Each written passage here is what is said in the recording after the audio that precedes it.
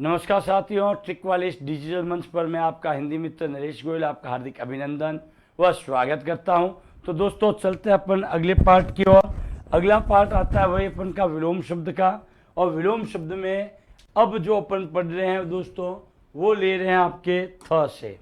किससे ले रहे हैं? थ से। ये ध्यानपूर्वक देखिए, थ से बनता है आपका था। था का क्या बनेगा? अथा। अथा का मतलब होता है अधन था। था से अगर अपन यहाँ तात्पर्य लगाएं दोस्तों तो इसका तात्पर्य होता है पनाह से, जहाँ अपन रुकते हैं वो क्या होता है? था होता है। और था का विपरीत कर देंगे तो वो क्या बन जाएगा? अथा बन जाएगा। अब आता है देखो दोस्तों थोक। थोक का अर्थ होता है, ध्यान रखना, जो बड़ा व्यापारी होता है, इसलिए कहते हैं क्या कि थोक व्यापारी है, यानी कि आपको जितना माल चाहिए वो। और एक होता है थोक का फुटकर, खुदरा, यानी कि जो छोटे रूप में अपना कार्य करे। तो दोस्तों इस चीज का ध्यान रखें आप लोग कि ये जो अपन ने शब्द लिखा है, एक तो ऊपर वाला मैं लेता हूँ वापस से एक बार, जो है अपन का क्या? था से। किससे है? था।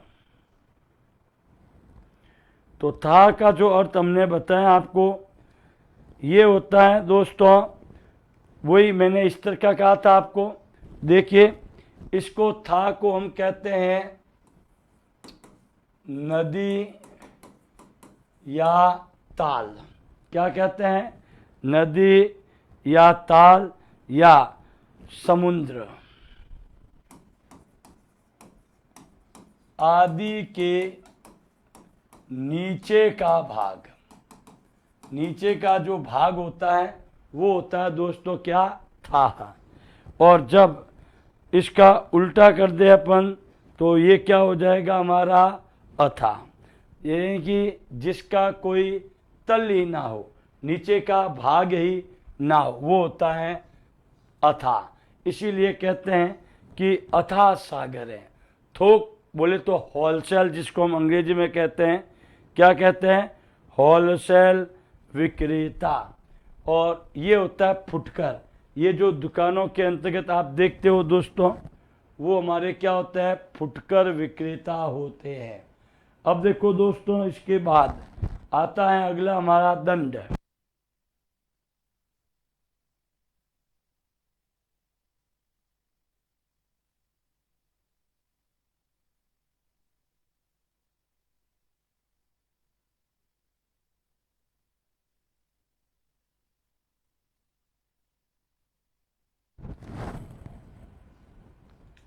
अगला आता है दोस्तों द से। द से क्या है? दंड। दंड का अर्थ होता है दोस्तों सजा। दंड का अर्थ क्या होता है? सजा होता है। जब हम किसी को उसके गलत कार्य के ऊपर हम उसको क्या देते हैं दोस्तों? सजा देते हैं। गलत कार्य, ध्यान रखना, जो कार्य सही नहीं है, अगर उसके लिए हम उसको क्या देते हैं? सजा। और अगर वही कार्य उसने अच्छा किया है तो अच्छे कार्य के लिए उसको क्या मिलता है? पुरस्कार। उसके सम्मान के लिए उसको क्या मिलता है? पुरस्कार। अगला आता है दक्षिण। दक्षिण एक दिशा है, ध्यान रखना इस चीज का विशेष, दिशाओं का बोध।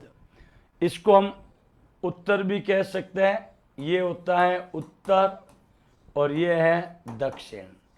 ध्यान रखें कि उत्तर को हमने क्या कहा? वाम भी कहा है, तो इसलिए इसको ध्यान रखें। क्या कहा है? वाम। एक थोड़ा सा मैं इसमें बता दूं, ये होता है आपका पूर्व, ये होता है आपका क्या? पश्चिम। अब देखो दोस्तों, ज्योग्राफी के अनुसार तो ये पूर्व, पश्चिम, उत्तर, दक्षिण। अगर मैं कहूं तो ये भाग होता है उत्तर से पूर्व की ओर, ये होगा पूर्व से दक्षिण की ओर, ये दक्षिण से पश्चिम और ये पश्चिम से उत्तर। लेकिन दोस्तों अपने हिंदी में ध्यान रखें, हिंदी में तो ये देखिए, ये भाग, ये भाग, ये भाग और ये भाग। उत्तर और पूर्व के बीच में आता है आपका क्या? ईशान। इसको क्या कहेंगे? ईशान कहेंगे। पूर्व और दक्षिण के बीच में ये होता है आग्नेय। क्या होगा? आग्नेय होगा। दक्षिण और पश्चिम के बीच में इसको कहते हैं नैऋति, और पश्चिम और उत्तर के बीच में कहते हैं इसको वायव्य। क्या कहते हैं? वायव्य कहते हैं। ध्यान रखें दोस्तों, ये हर रूप में पूछे जाते हैं कि उत्तर और पूर्व के बीच में कौन सी दिशा है, कौन सा कोण है, इसको क्या कहेंगे? ईशान। हमारे इसको अगर अंग्रेजी शब्दावली में मैं कहूं तो ईशान को कहते हैं वाटर। क्या कहते हैं? वाटर कहते हैं। अगर हम कहें दक्षिण और पश्चिम के पूर्व के बीच में तो इसको कहते हैं फायर, और इसको कहते हैं अर्थ, और अर्थ के बाद ये आता है एयर। तो इसका ध्यान रखें विलोम शब्द के अंतर्गत। अगला आता है दम्भी। दम्भी का अर्थ होता है अहंकार से। दम्भी का अर्थ क्या होता है? अहंकार, जिसको हम कह सकते हैं घमंड। क्या कह सकते हैं? घमंड। और इसका विपरीत अगर हम चले विलोम, तो ये होता है विनम्र, जिसके अंदर विशेष प्रकार की नम्रता है, घमंड का कहीं नामो निशान नहीं है, वो कहलाएगा। अगला आता है देखो दया। किसी के प्रति अच्छी भावना रखना, उसकी हेल्प करना, वो होता है दया। और यही क्रूरता या निर्ममता, देखो निर्धन ममता, जिसके प्रति ममता का भाव ना हो। निर का अर्थ होता है बिना, यानी कि सामने वाला तड़प रहा है और हम केवल उसको देख रहे हैं। हमारी जो ममता का जो भाव है वो कहाँ गया? मर गया। निर्ममता। अगला आता है दोस्तों दयालु। दयालु में ध्यान रखें, ये बनता है दया धन्य आलू। आलू आपका प्रत्यय है, दया मूल शब्द है। अब देखो दयालु से तात्पर्य होता है कि जब हम किसी के प्रति दया का भाव रखते हैं, और इसका विपरीत क्या है? निर्दय। निर्धन दया। निर का अर्थ होता है बिना, बिना दया के। दोस्तों जब युद्ध होते हैं तो बड़ी क्रूरता वाला दृश्य दिखता है। गोली पे किसी का नाम नहीं लिखा होता है कि उसको जाके ही लगेगी। अगला देखो दरिद्र। दरिद्र का अर्थ होता है गरीब। दरिद्र का अर्थ क्या होता है? गरीब। और गरीब का क्या हो जाता है? धनी, जिसको हम कहते हैं अमीर। इसको हम संपन्न भी कहते हैं। संपन्न का मतलब होता है जिसके पास सब कुछ हो। क्या हो? जिसके पास सब कुछ, रुपया टक्का पैसा गाड़ी बंगला सब है, संपन्न व्यक्ति है, धनी व्यक्ति है। अगला आता है दाता। दाता का अर्थ होता है देने वाला। देने वाला होता है, इसीलिए इसको क्या कहते हैं? दाता। दाता का विलोम हो जाता है भिक्षुक, यानी कि मांगने वाला, याचक, शूम। इसको याचक भी कह सकता, दाता का क्या कह सकता? याचक, मांगने वाला। अब आता दाएं, दाएं एंड बाएं। देखिए ये आपके दिशा का बोध कराता है। किसका बोध कराता है? दिशा का। स्कूल जाने के लिए दाएं मुड़े। दाएं और बाएं में एक चीज ध्यान रखना कि आपके जो हाथ में देखिए कोई चीज अच्छी होती है तो अपन कहते हैं जोरदार है। ये चीज आपके दो चीज बनाते हैं, ध्यान से देखो। ये होता है बी, ये होता है डी। ये ध्यान रखें, बी फॉर बायां, डी फॉर दाया। अगर मैं इसको ऐसे करूं तो ध्यान से देखो, ये बी है, मैं यहां से लिखना शुरू करूंगा और दाएं भाग तक जाऊंगा। यानी कि हमारी हिंदी जो है, जो देवनागरी लिपि से है, इसकी विशेषता है कि ये बाएं से दाएं जाती है, बाएं से दाएं। तो ध्यान रखें।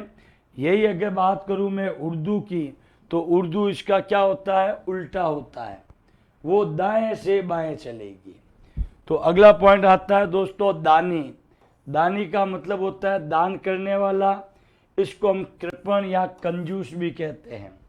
यानी कि दोस्तों जो किसी भी प्रकार का चीज का दान ना करे, उल्टा उसको एकत्रित करने में ही लगा रहता है, उसको कहते हैं कंजूस या कृपण। अगला आता है दास। दास का आ जाएगा क्या? स्वामी।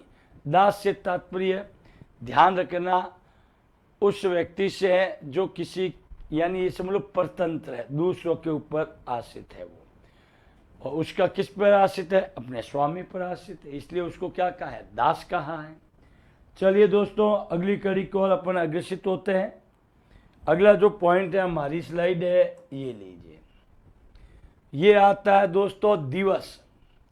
दिवस का अर्थ होता है दिन और रात्रि का होता है क्या? रात। तो दिवस का विलोम शब्द क्या होगा? रात्रि। अगला पॉइंट है दिस। ये बड़ा शानदार शब्द है आपका। कौन सा शब्द है? दिस। देखिए दोस्तों, जब हम दिस की बात करें, मात्राओं का विशेष ध्यान रखें दोस्तों, क्योंकि मेन रोल किसका है? मात्राओं का ही है। तो शब्द क्या है? दिस का, हाँ दिस। दिस का अर्थ होता है दिशा। कहते हैं ना फलानी दिश जाना है, दिशा। और इसके आगे क्या लग गया? अधन दिस, जिसकी दिशा ना हो, जिसकी दिशा ना हो उसको क्या कहते हैं? अदिश कहते हैं। अगला आता है दीर्घ। दीर्घ का अर्थ होता है बड़ा। हस्व, हस्व को कहते हैं छोटा। तो बड़ा का क्या होता है? छोटा होता है। जैसे अपन स्वरों में कहते हैं दीर्घ स्वर एंड ह्रस्व स्वर, इसको हस्व नहीं कहेंगे, ह्रस्व कहेंगे। उसके बाद में आता है दीर्घकाय, जो बड़े आकार का है। दीर्घकाय का मतलब क्या होता है? बड़े आकार का। और कृष्णकाय का मतलब होता है छोटे आकार का। बड़े से क्या हो जाएगा? छोटे आकार का। ये देखिए, ये हो जाएगा छोटे आकार का, कृष्णकाय। अगला आता है दीन। दीन का अर्थ होता है गरीब, दीन भाव। और एक होता है क्या? स्वाभिमान, यानी कि अपने सम्मान से। क्या होता है? अपने सम्मान से। पैसे नहीं है कोई बात नहीं, लेकिन हमारा आत्मसम्मान तो है दोस्तों। जब आत्मसम्मान ही डूब गया तो आप ऑटोमेटिक क्या बन जाओगे? ऑटोमेटिक गरीब बन जाओगे। एक शब्द होता है दुराचारी। दुराचारी का मतलब होता है दुर, धन, आचार, धन ई, जिसका आचार ही नहीं हो, बुरा आचार हो। और जो बुरा आचार वाला होता है उसको कहते हैं दुराचारी। और यही इसका विलोम सदाचारी। सदाचारी का मतलब है सत, धन, आचार, धन ई प्रत्यय।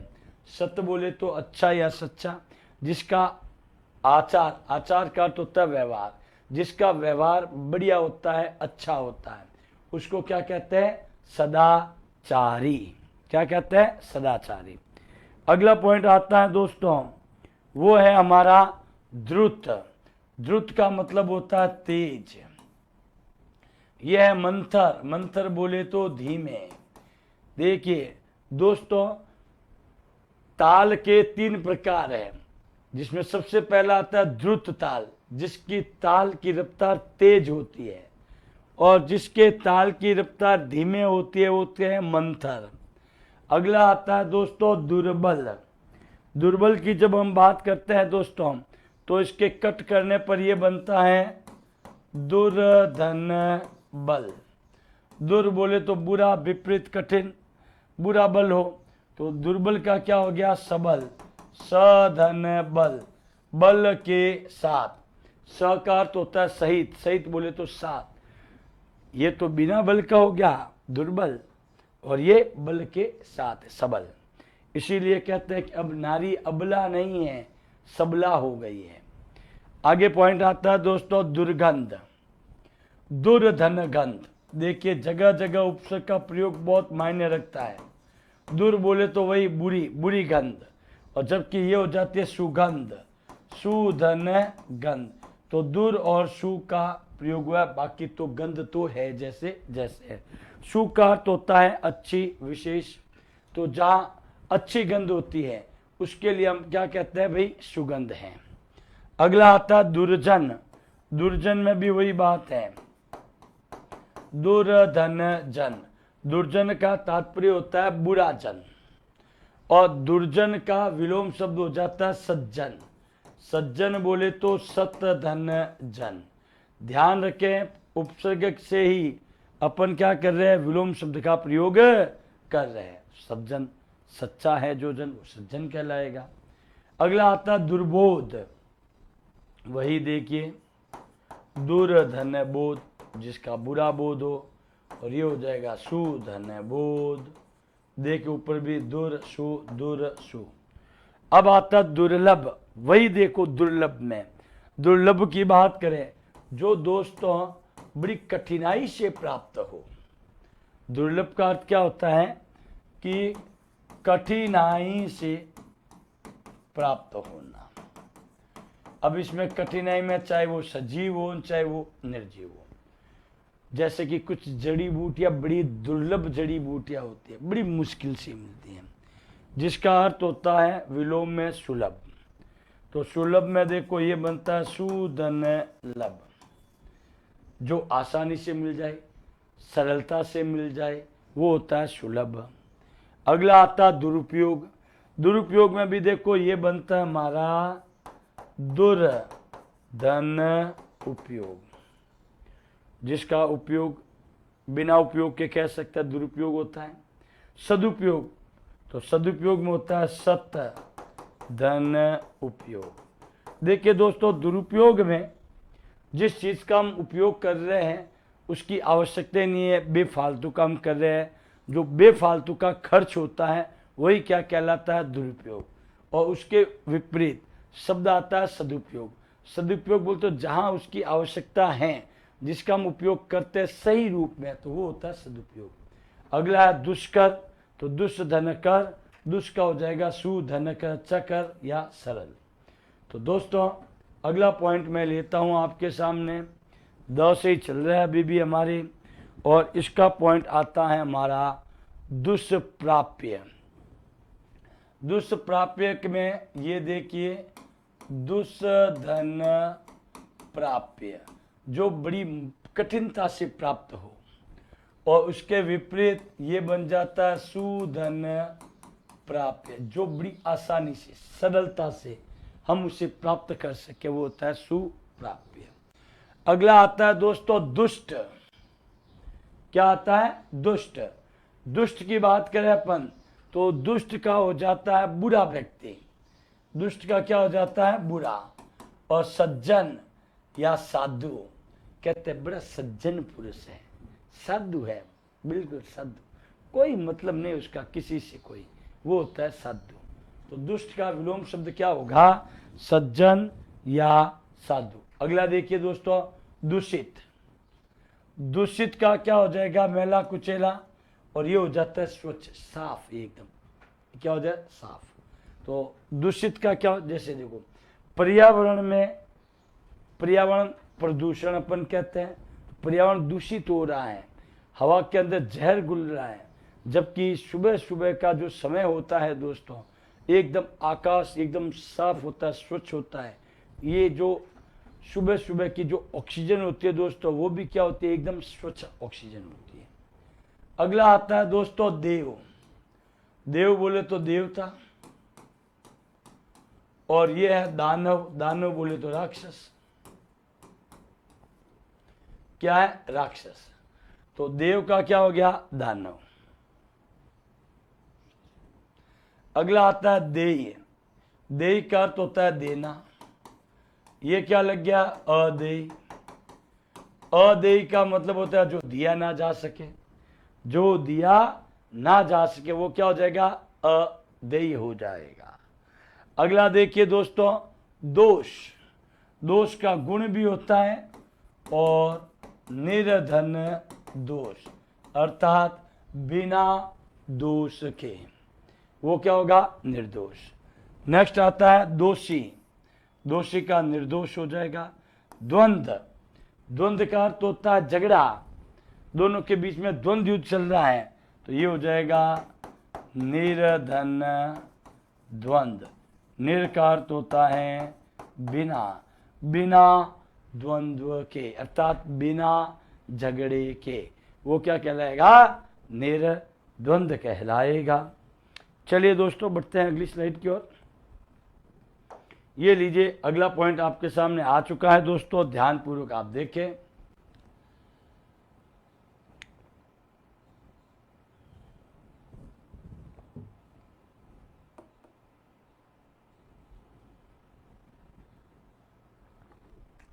अब आता है दोस्तों ध से धनुष। ध की बात करें दोस्तों तो ये आता है हमारा क्या? धनाढ्य। धनाढ्य का मतलब होता है अमीर से। और निर्धन, निर्धन को धनाढ्य का मतलब क्या है? धन से है। किससे है? धन से। और निर्धन का अर्थ होता है निर्धन धन। निर का अर्थ होता है बिना, तो ये क्या हो गया? बिना धन के हैं। तो धनाढ्य से तात्पर्य अमीरी से है, निर्धनता का तात्पर्य गरीबी से है। अगला आता है दोस्तों वही, देखो इसके ये धनी, धनी का क्या हो गया? निर्धन। देखो ध्वल, ध्वल का अर्थ होता है सफेद। ध्वल का अर्थ क्या होगा? सफेद। जबकि कृष्ण से अर्थ क्या होगा? काला। तो इसीलिए कहते हैं ध्वल। ध्वल ध्यान रखना चांदी का भी पर्यायवाची शब्द होता है। किसका होता है? चांदी का पर्यायवाची शब्द। तो यहाँ अपन के सफेद, क्योंकि चांदी सफेद होती है, और कृष्ण पक्ष बोले तो काला, अंधेरा पक्ष। अगला आता है धूप।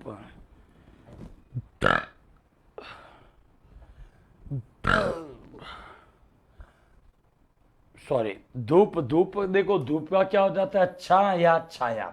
ये अपने किया हुआ है कि तेन धूप लग जावे तो मैं छांव बन जाऊं। एक ये गीत आया था दोस्तों, जिसमें वो अपने भावों को बता रहा है कि हे प्रिय, मैं तेरे लिए हर परिस्थितियों में तैयार रहूंगा। अगर परिस्थितियां तेरे विपरीत होगी तो मैं उस विपरीत परिस्थितियों को तुम्हारे अनुकूल करूंगा। जैसे उसने गीत में कहा है कि तेनु धूप लग जावे तो मैं छांव बन जाऊं। तो धूप का विलोम शब्द क्या होगा? छाया। अगला देखो धूर्त। धूर्त का अर्थ होता है वैसे तो चालाक, और चालाक का क्या हो जाएगा? सरल।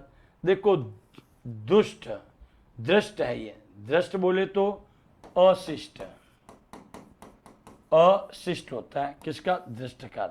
विनीत, विनय का भाव है। ध्वंस, ध्वंस का हो जाता है निर्माण।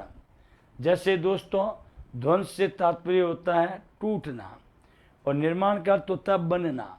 जैसे युद्ध के समय जब गोला बारूद गिरते हैं तो दोस्तों बड़ी बड़ी बिल्डिंगें जो होती है वो क्या हो जाती है? ध्वंस हो जाती है। और युद्ध के बाद जब लोग वापस अपने काम में लग जाते हैं तो उसका वापस क्या करते हैं? निर्माण करते हैं। क्या करते हैं? निर्माण। तो दोस्तों अगला पॉइंट चलते हैं। ध के बाद में आता है दोस्तों न। ध्यान रखें, अब हमारा जो पार्ट होगा वो किसका होगा? न वर्ण से बनने वाले शब्द। और न वर्ण से बनने वाले शब्द की जब हम बात करेंगे दोस्तों तो हमारे सामने देखिए कितने पॉइंट बन जाते हैं। सबसे पहले आता है दोस्तों नक। नक से हो जाता है सिख। नक का मतलब पांव के नाखून से है, और सिख का मतलब होता है आपके सिर से।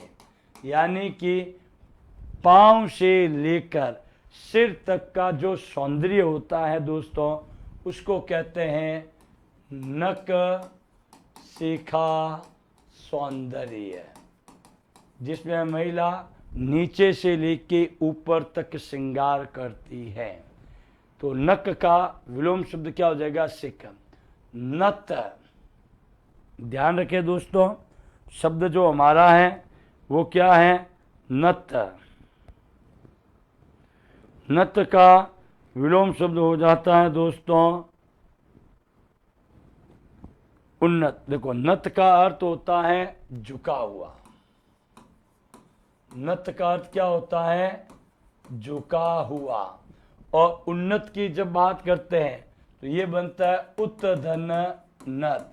उत का मतलब ऊपर, यानी कि ये हो जाएगा उठा हुआ। ये तो झुका हुआ है और वो क्या है, उठा हुआ है। उत धन नत क्या हो जाता है, उत धन नत। तो चलिए दोस्तों आगे बढ़ते हैं अपन।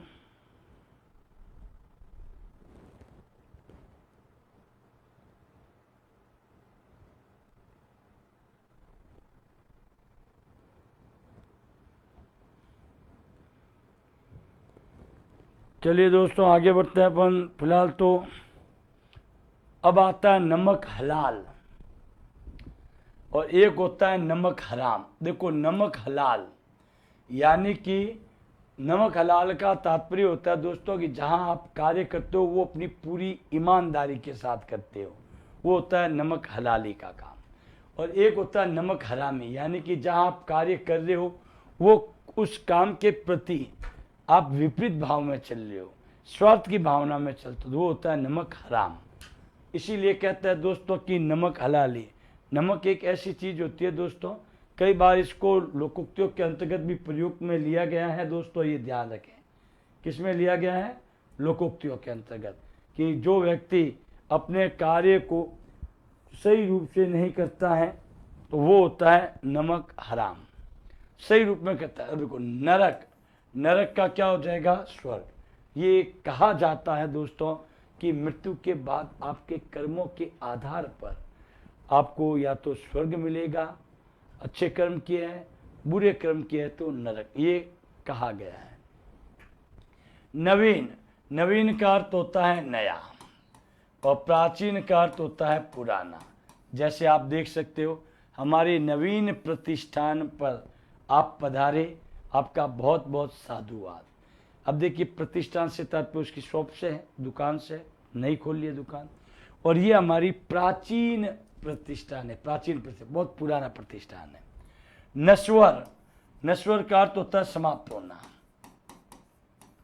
जबकि शाश्वत या अनश्वर जो समाप्त ना हो, समाप्त ना हो, वो क्या कहलाएगा, अधन नश्वर। अ का अर्थ ही होता है क्या, नहीं। अ का अर्थ क्या होता है, नहीं। अगला देखो नागरिक, नागरिक होता है किसका, शहर में रहने वाला। शहर में रहने वाला व्यक्ति क्या कहलाएगा, नागरिक। और वही गांव में रहने वाला, गांव में रहने वाला वो क्या कहलाएगा दोस्तों, ग्रामीण कहलाएगा। क्या कहलाएगा, ग्रामीण। अब देखो निजी, निजी का तात्पर्य होता है केवल स्वयं का, खुद का। कहते हैं ना ये तो मेरी निजी संपत्ति, अर्थात स्वयं की संपत्ति है, इसको हम स्वयं कह सकते हैं, खुद कह सकते हैं, अपना, अपनी, अपने कह सकते हैं। सार्वजनिक, सार्वजनिक का मतलब होता है सर्व, धन, जन, धन इक प्रत्यय। सर्व बोले तो सभी, जन बोले तो लोग, यानी कि यह चीज सभी लोगों के लिए काम आती है, जबकि निजी केवल स्वयं के लिए है। जैसे ये प्लॉट है, ये मेरी निजी संपत्ति है, इस पर कोई दूसरा अपना अधिकार नहीं कर सकता है। लेकिन एक पार्क है, वो क्या है, ये पार्क सभी के लिए, कोई भी यहाँ आकर अंदर बैठ सकता है, आराम कर सकता है, वो होता है सार्वजनिक। अब आती है निंदा। निंदा का विपरीत होता है स्तुति या प्रशंसा। जैसे दोस्तों हम किसी व्यक्ति के बारे में बुरा कहते हैं तो वो हम क्या कर रहे हैं, उसकी निंदा कर रहे हैं, फलाना व्यक्ति खराब है, यूं है, यूं है, एग्जैक्टली। लेकिन वही हम व्यक्ति की प्रशंसा करते हैं, तो निंदा का क्या हो जाएगा, प्रशंसा। अगला शब्द है निंदनीय। निंदीय का हो जाएगा वंद्य या स्तुत्य, यानी कि वही निंदीय का अर्थ है निंदा से, स्तुति का अर्थ है प्रशंसा से। अब आता है निंद्रा। निंद्रा का अर्थ होता है नींद लेना। और जागरण, जागरण का अर्थ होता है जागना। अब आता है निरक्षर। देखिए शब्द के टुकड़े करने से ही पता चल जाता है शब्द क्या है, निरक्षर। तो ये बना निर्धन अक्षर, यानी कि बिना अक्षर के, अर्थात जो पढ़ा लिखा नहीं होता है वो क्या कहलाता है, निरक्षर कहलाता है। और ये है आपका साक्षर। साक्षर का मतलब होता है स धन अक्षर, जो अक्षर के साथ, अर्थात जो पढ़ा लिखा हो वो क्या कहलाएगा, साक्षर।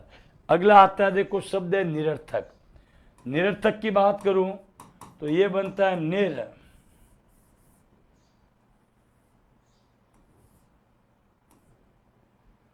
ये बनता है निर धन अर्थ, और पीछे क प्रत्यय लगा दो, अक प्रत्यय है, ये लो अक प्रत्यय है, तो ये क्या बना, निरर्थक। अब इसको छोड़ो, आप सीधे लो। निर का अर्थ होता है बिना, उपसर्ग क्या है, निर। निर का अर्थ क्या होता है दोस्तों, बिना होता है, यानी कि जो बिना अर्थ के होते हैं। और दोस्तों बिना अर्थ के अगर मैं शब्द की बात करूं तो बिना अर्थ के शब्दों में केवल और केवल हम क्या करते हैं, केवल तुक मिलान करते हैं। जैसे देखो हमने कहा खाना वाना, अब खाना का तो अर्थ है बट वाना का कोई अर्थ नहीं है, ये ध्यान रखें।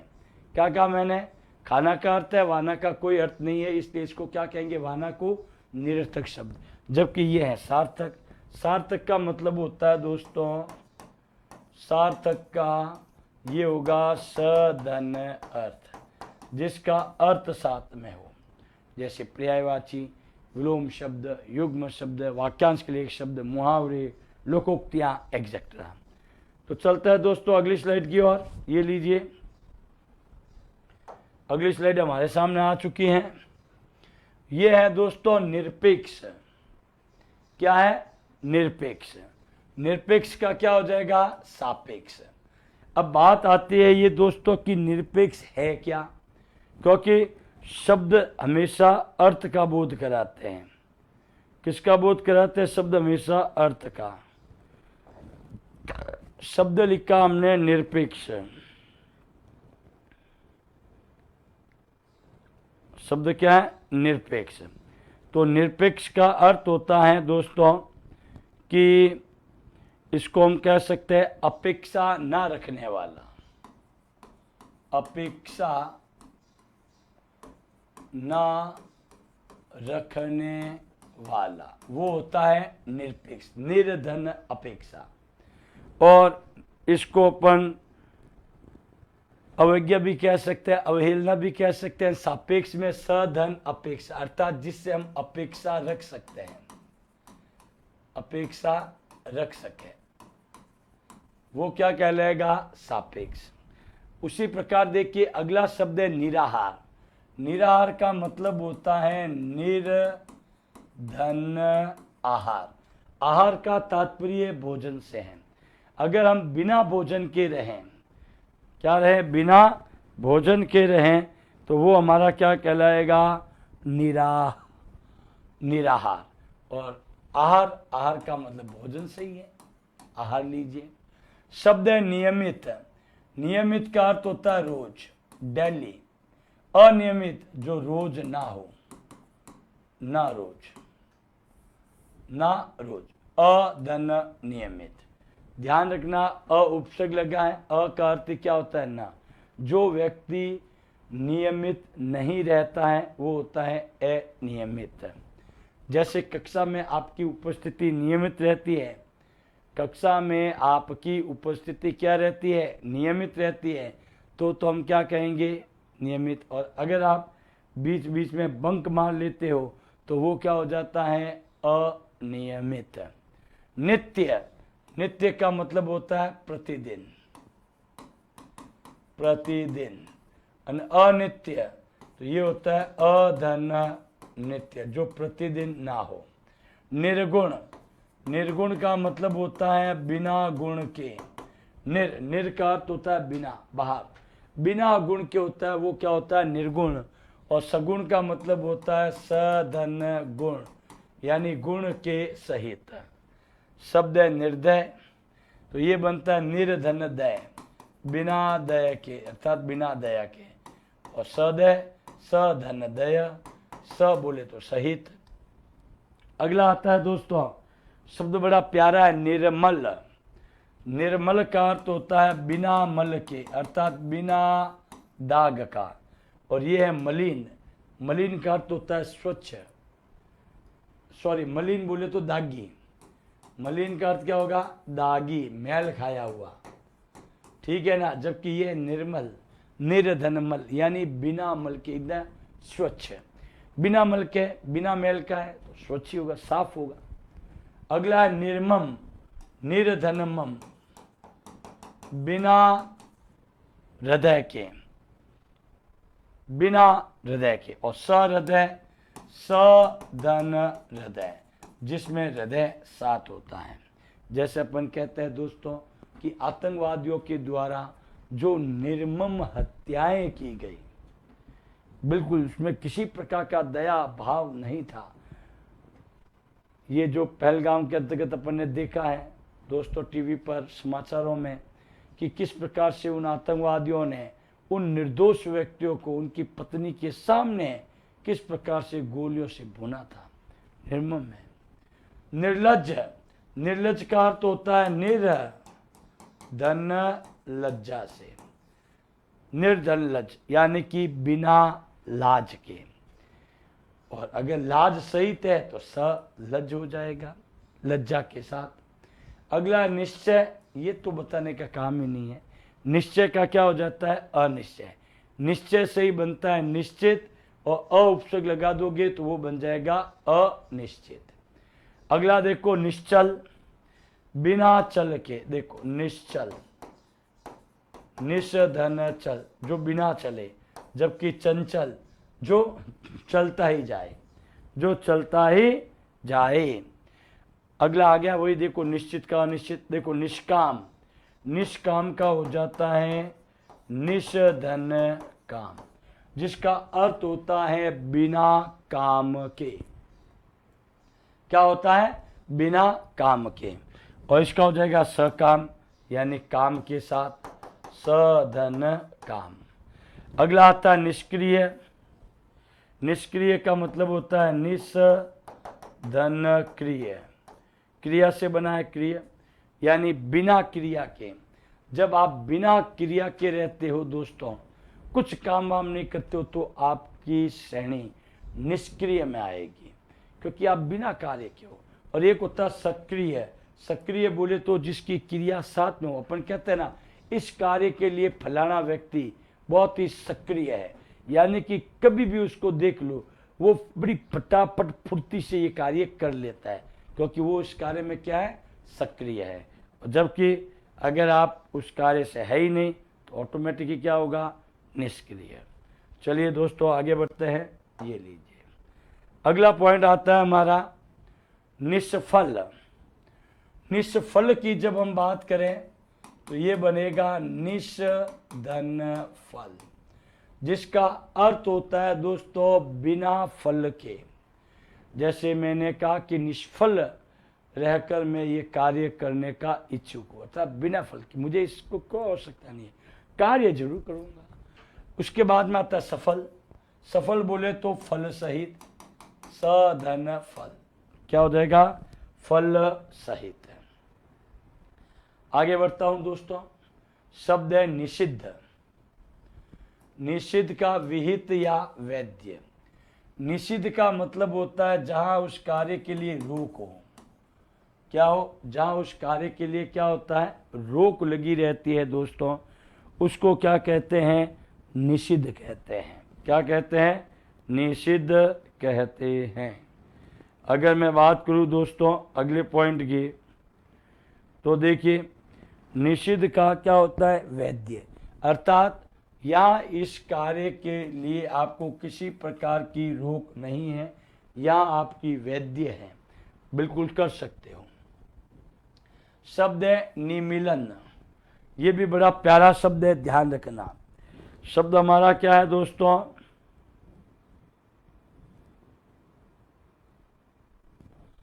शब्द है निमीलन। निमीलन। निमीलन का अर्थ होता है दोस्तों पलक का गिरना। निमीलन का अर्थ क्या होता है? पलक का गिरना, जिसको अपन कहते हैं झपकना। क्या कहते हैं? झपकना। जब पलकें झपकती है तो उसको कहते हैं निमिलन और उन्मिलन। उन्मिलन का या अपन सीधा सा कह सकते हैं कि जिसमें ये देखिए पॉइंट क्या हमारा, उन्मिलन। उन्मिलन में आता है आपका जिसमें होता है आंखों का खुलना। उन्मिलन का अर्थ क्या होता है? आंखों का खुलना, क्योंकि ये झपकना है, ये खुलना है। तो ये शब्द बड़ा शानदार है, इसका आप विशेष ध्यान रखें कि जो पॉइंट हमने लिखा है निमिलन, निमिलन का अर्थ होता है जो आंखों की पलकें होती है उसका गिरना अर्थात नींद लेना, झपकना नींद के आभास है। शब्द आता है आपका इसका विलोम उन्मीलन। उन्मीलन का अर्थ होता है आंखों का खुलना। चलिए दोस्तों अगले पॉइंट की अपन चलते हैं। शब्द है नीरस। नीरस का अर्थ होता है निर्धन रस। निर का अर्थ होता है बिना। निर का अर्थ क्या होता है? बिना, अर्थात बिना रस के। अर्थात जब कोई खाद्य वस्तु या कोई ऐसी चीज जिसका हम प्रयोग करते हैं और उसका आनंद की प्राप्ति नहीं होती है, कहने कि यार इस कार्य को किया लेकिन मजा नहीं आया, तो वो होता है नीरस का भाव। कार्य कर रहे हैं लेकिन उसमें जो मन की तृप्ति होती है, एक उत्साह होता है, वो नहीं है, तो वही क्या होता है? नीरस। और नीरस का क्या हो जाएगा? सरस।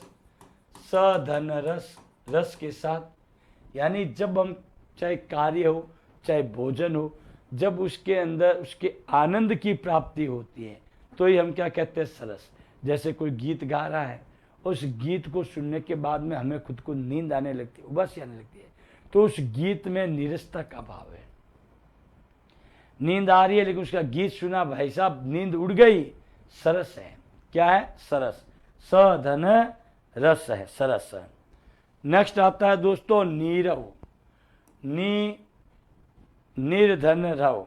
नीरव, नीरव का जो अर्थ है दोस्तों वो शांति का होता है, बिल्कुल आवाज नहीं होती है नीरव में, ध्यान रखना।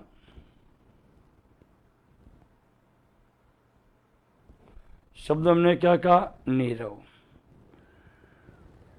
ये लीजिए दोस्तों नीरव। नीरव का अर्थ होता है शब्द ना कहना, यानी कि ये हम कह सकते हैं शब्द रहित। नीरव का अर्थ क्या होगा? शब्द रहित। जहां शब्द का ही प्रयोग नहीं है दोस्तों, वो क्या कहलाता है? वो कहलाता है नीरव। नीरव का विपो नाद या शोर, यानी शब्द सहित शोर होगा, तो शोर तभी होगा जब उसमें आवाज निकलेगी, शब्दों का प्रयोग होगा, तो वो होता है क्या? शोर। देखिए अगला पॉइंट है नूतन। नूतन का अर्थ होता है नया। नूतन का अर्थ क्या होता है? नया। जैसे आज हम नूतन प्रवेश का हिस्सा बनने जा रहे, अर्थात एक नया प्रवेश। पहले मैं जोधपुर रहता था, अब मैं वहाँ दूसरी जगह रहता हूँ, कर्नाटक रहता हूँ, तो कर्नाटक का ये मेरा प्रवेश क्या है? नूतन है, नया है। पुरातन। पुरातन का अर्थ होता है पुराना। अगला आता है नेकी। नेकी कर दरिया में डाल। क्या है? नेकी। नेकी का अर्थ होता है भलाई। नेकी का अर्थ क्या होता है? भलाई। ध्यान रखना, नेकी का अर्थ क्या होता है? भलाई। अब भलाई का तो सीधा सा पता चल ही रहा है हमें कि बद का अर्थ होता है बुरा। तो बदी का अर्थ क्या होता है भाई? बदी का अर्थ, तो बदी का अर्थ, यहाँ नेकी का भले है तो यहाँ बदी का अर्थ क्या होता है? बुराई। तो ध्यान रखिए, व्यक्ति को हमेशा नेकी के राह पर चलना है। किसके राह पर चलना है? नेकी के राह पर चलना है, ना कि बदी के। बदी बोले तो बुराई। नेक्स्ट चलता हूं दोस्तों, नैसर्गिक। नैसर्गिक का अर्थ होता है प्राकृतिक, और कृत्रिम का अर्थ होता है जो प्राकृतिक ना हो, जिसमें मनुष्य का हस्तक्षेप शामिल हो जाए। जैसे कि अपने देखा था कि पेड़ पौधे हरे भरे होते हैं एकदम शानदार, और उसी का अपन एक कृत्रिम कर लेते हैं जैसे कि आर्टिफिशियल, तो उसके अंदर जो स्वच्छता होगी वो नहीं आएगा। अब आता है न्यून। न्यून का अर्थ होता है कम। न्यून का अर्थ क्या होता है? कम होता है। न्यून का क्या हो जाएगा? अधिक। अधिक से तात्पर्य ज्यादा से है। जैसे देखिए अधिकता यानी कि ज्यादा से। अगर मैं इसको परिमाण में डालूं तो देखो परिमाण में हमने क्या था? न्यूनता बोधक, अधिकता बोधक। क्या क्या था? न्यूनता बोधक और अधिकता बोधक।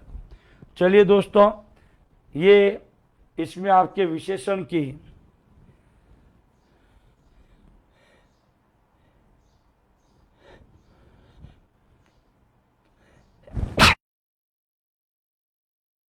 न्यूनतम और ये क्या? अधिकतम। ये आपके विशेषण की अवस्थाएं होती है दोस्तों, ध्यान रखें। किसकी अवस्था होती है? विशेषण की अवस्था। और विशेषण की अवस्था होती है दोस्तों कितनी? 3, 1, 2 और 3।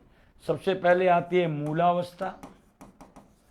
मूलावस्था के बाद में आती है उत्तरावस्था, और उत्तरावस्था के बाद में आती है उत्तमावस्था।